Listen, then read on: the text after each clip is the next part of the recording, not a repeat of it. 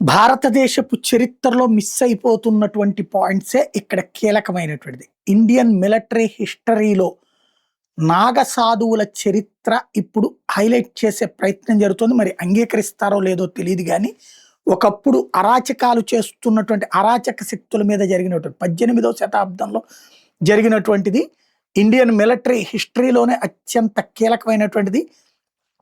దశనామి నాగ సన్యాసులు ఆఫ్ఘనిస్తాన్ సైన్యంతో పెద్ద ఎత్తున యుద్ధం చేశారు. అహ్మద్ షా అబ్దాలి కి సంబంధించినటువంటి సైన్యం భారతదేశానికి సంబంధించిన హిందువుల గొళ్ళని కూలుస్తున్నటువంటి వేళ ఆలయాల పరిరక్షణ కోసం ప్రాణాలకి తెగించి పోరాడారు. 4000 మంది నాగసాధువులు పోరాడి అందులో 2000 మంది ప్రాణాలు కోల్పోయారు.